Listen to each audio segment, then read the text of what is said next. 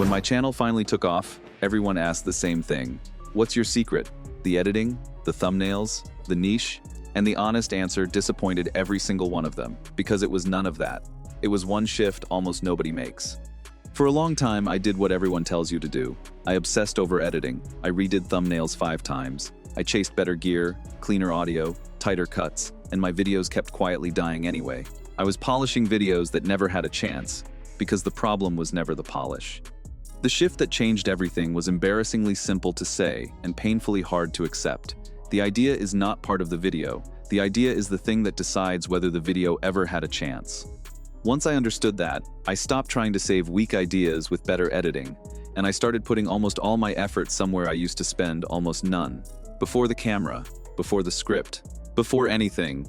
So this is the actual story of what moved the needle, not theory. The specific shifts, in the order they happened, that took my channel from ignored to something I genuinely did not expect. Let me walk you through it. One thing to say up front. None of what follows required talent I did not have, and none of it required luck.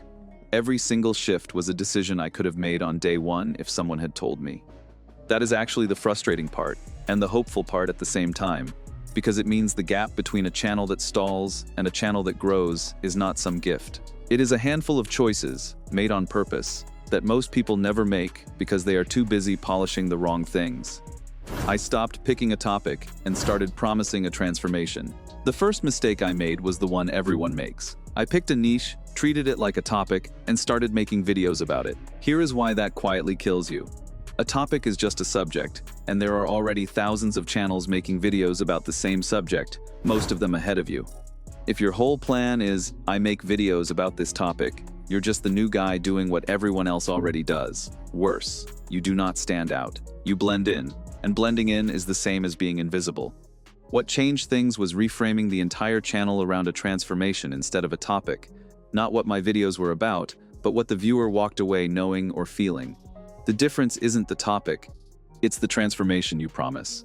2 channels can cover the exact same subject, but the one that says, you'll finally understand why your videos aren't working, without feeling stupid, wins over the one that just says, tips about this topic. Same information, completely different pull. This also solved something I did not expect, which was standing out in a crowded space.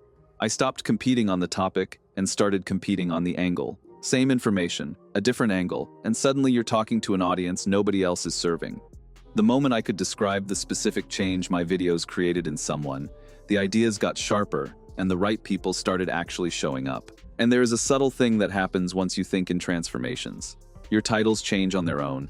Instead of naming a topic, they start naming an outcome or a feeling, which is exactly what makes someone click. A title that promises a topic is competing with 1,000 others.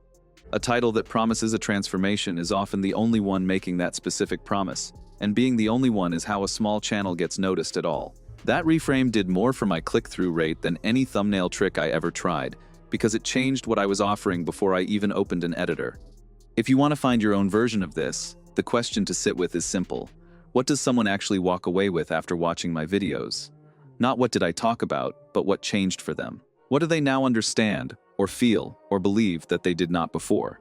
When you can answer that in one clear sentence, you have found the thing that makes your channel different from every other one covering the same subject.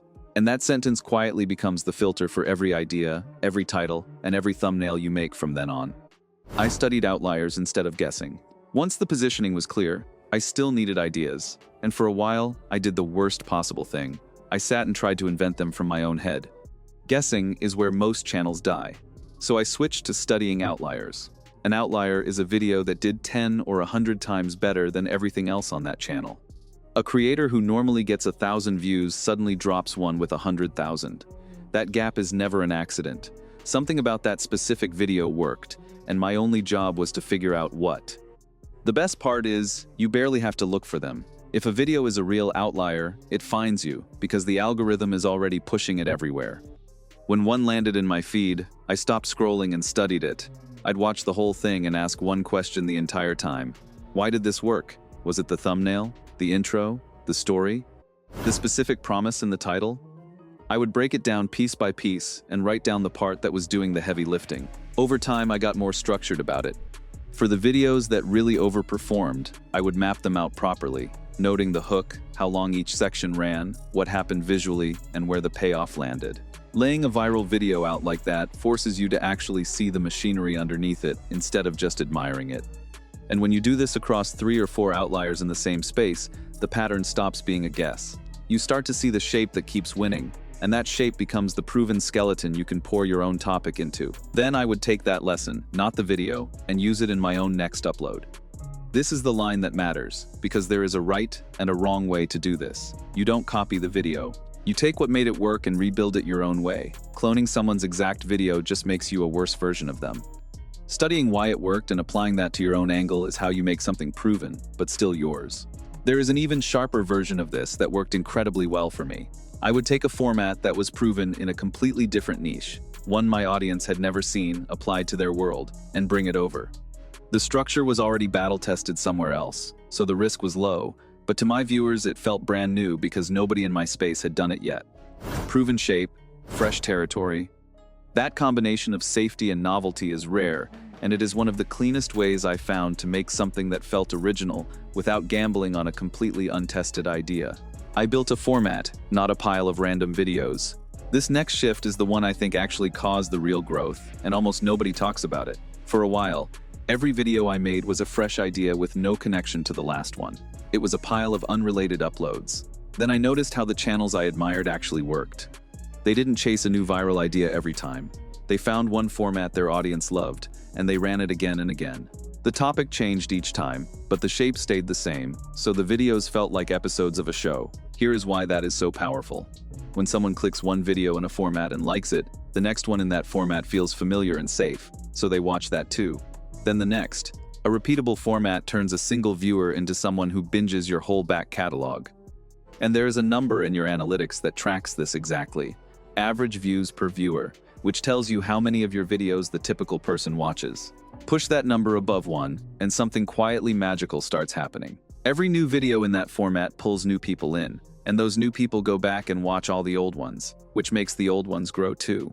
Each new upload doesn't just get views. It revives everything you made before it.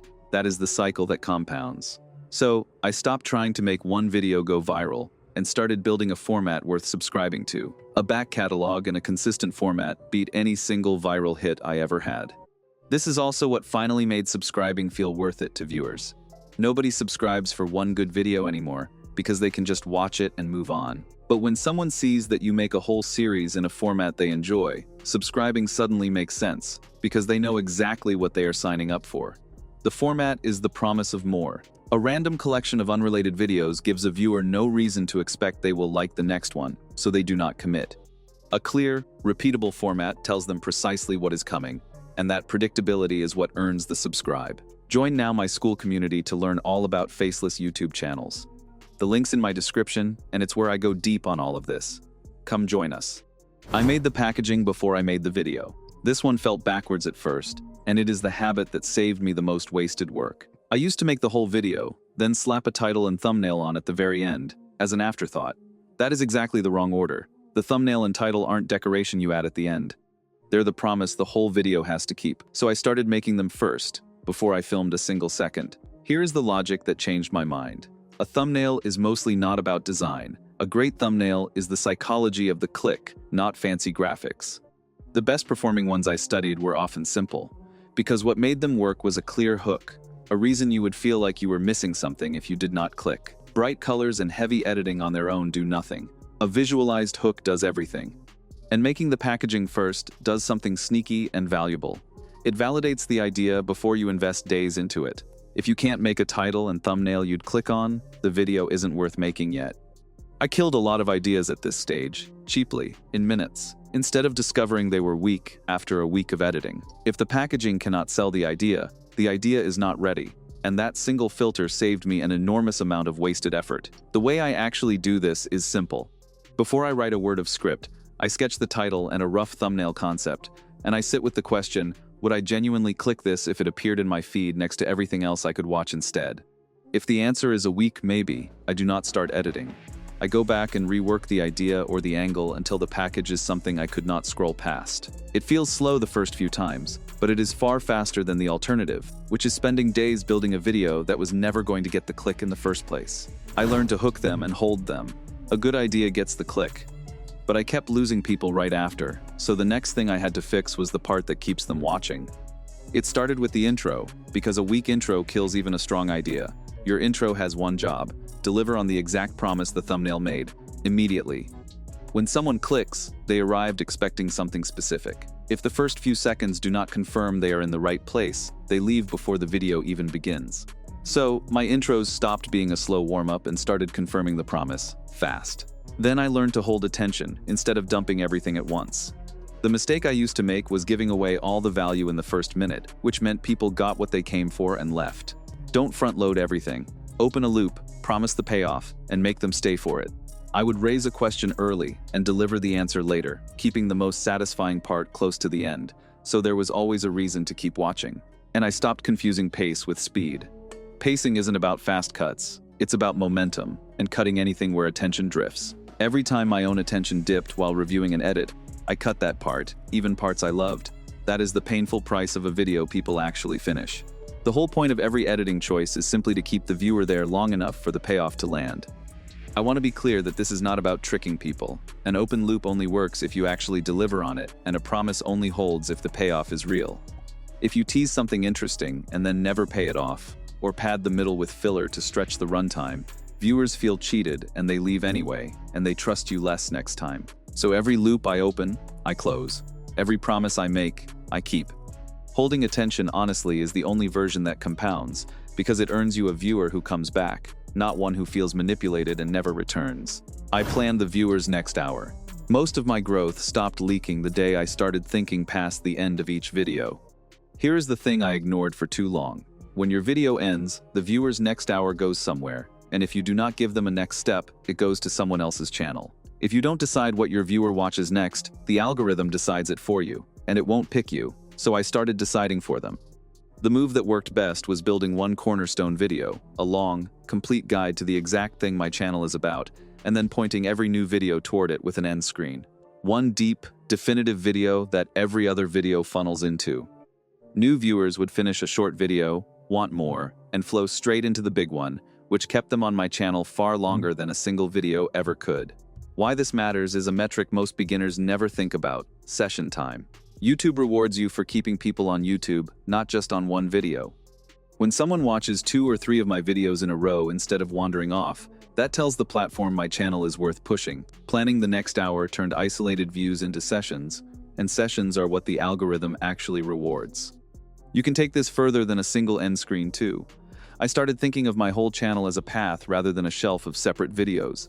Playlists that flow in an order. End screens that point to the most relevant next video, not just the newest one. A pinned comment that sends people somewhere useful. Every one of those is a small nudge that answers the viewer's next question before they have to go looking for it somewhere else. None of it is complicated, and most creators skip all of it, which is exactly why doing even a little of it quietly set my channel apart. Join now my school community to learn all about faceless YouTube channels. The link's in the description. If you're serious about this, that's the place to be. I grew my old videos, not just my new ones. Somewhere along the way, I realized I was leaving half my growth on the table, because I only ever thought about the next upload. The videos I had already made were quietly full of untapped growth. The first thing I did was stop letting videos with bad intros die. You can go back into a published video and cut out the slow intro that's killing it. I would look at a retention graph, find that steep cliff in the first 30 seconds, and simply trim the video to start at the point where people actually stayed. You cannot add new footage, but you can remove the part that was scaring everyone off, and those videos often started recovering on their own. Then I did what I now call a repackaging audit. Some videos are watched to the end by everyone who clicks, but almost nobody clicks. High retention, low click-through. That combination is the clearest signal there is, because it means the content is genuinely good, and the only broken thing is the title and thumbnail. So I would give those proven videos a new package, and suddenly work I had already done finally reached the audience it deserved. What makes this so worth doing is the math of it. Repackaging an old video costs you an hour, maybe 2. The research, the filming, the editing, all of that is already done and paid for. You are only changing the door, not the room behind it. So for a fraction of the effort of making a new video, you can take something that was quietly failing and give it a real second life. I found more growth in fixing a handful of proven but buried videos than I did in several brand new uploads, simply because the hard part was already finished. I also learned to sort my videos by subscribers gained instead of views, which completely reorganized the list. Your most viewed video is rarely your best at turning viewers into subscribers. The quiet videos that converted strangers into subscribers at the highest rate became my blueprint. I promoted them, put them in end screens, and built my next ideas around that exact format and audience moment. The blueprint was hiding in my own analytics the whole time. There were a couple of other quiet wins in there too. I turned on the free tools YouTube gives you to reach people who could never watch me before, like automatic translation into other languages, and a real slice of my views started coming from countries I had never deliberately targeted. And I paid attention to newer surfaces most creators ignore, like the way simple text and image posts can now reach people who have never seen your channel at all. None of these are glamorous. All of them are growth I was leaving on the table simply because I was only ever looking forward at the next upload, instead of down at what I already had. I stopped waiting to be an expert. None of the tactics would have mattered without the mindset shift underneath them, and this is the part I wish someone had told me at the start. For the longest time, I did not publish because I felt unqualified. I was waiting for some moment when I would officially be an expert and allowed to speak. Nobody is ever going to tap you on the shoulder and say you're an expert now, you may begin. That moment does not come, and waiting for it is just a comfortable way to never start. What the internet is actually missing is not more gurus. It is more honest people a few steps ahead, documenting what they are learning as they go. That reframe freed me completely. I was not pretending to be on top of the mountain. I was just a few steps ahead, sharing what I learned with the people a few steps behind. And it turns out that is exactly what people want, because a friend who just figured something out explains it better than an expert who forgot what being a beginner felt like. What felt too basic to me was the missing piece for someone else. The last trap was comparison. I would look at big channels and feel hopelessly behind. Don't compare your chapter 1 to someone else's chapter 100. Those creators had years and hundreds of videos I never saw. So instead of trying to fix everything at once and drowning in it, I picked the single weakest thing each time and improved only that. I gave myself permission to be bad for the first stretch, and that permission is the only reason I stayed long enough to get good. And here's the part people never see when they look at a channel that took off.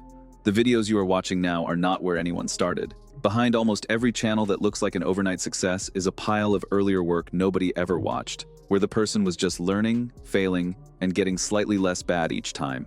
When you compare your beginning to someone else's middle, you are comparing two completely different things and calling it evidence that you are not good enough. You are not behind. You are just earlier. And earlier is the only place anyone has ever started. So that's the real answer. It was never the beard, the gear, or some secret trick. It was putting the idea first and staying long enough to learn the rest. If you take anything from my story, take the order of it. The idea decides whether a video has a chance. The packaging sells it. The format compounds it. The next hour strategy keeps people with you. And the mindset is what keeps you in the game long enough for all of it to work. Everything else is detail. And notice what is not on that list. Not the camera, not the microphone, not some editing style you have to master first. I am not saying those things do not matter at all, but they are the last 5%. And almost everyone spends their first year obsessing over that 5% while ignoring the 95% that actually decides whether a channel grows. If I could go back and tell myself one thing, it would be to stop trying to make my videos look more professional and start making my ideas impossible to scroll past. That single change of focus is the whole story of how this channel turned around. But knowing all of this changes nothing if you do the one thing I almost did, which is keep studying forever and never start. You now know more about growing a channel than most people who want one. The only thing left is to actually begin. So tell me in the comments what your channel is going to be about. Put it in writing. I read them. And once you have your idea, the next thing that carries a video is the script. A great idea gets the click, but the script is what keeps them watching to the end. I broke down my exact scripting process in another video, and it is the natural next step after this one. Put the idea first. Give yourself permission to suck, then publish. That's the whole thing. I was just a few steps ahead, and now, so are you.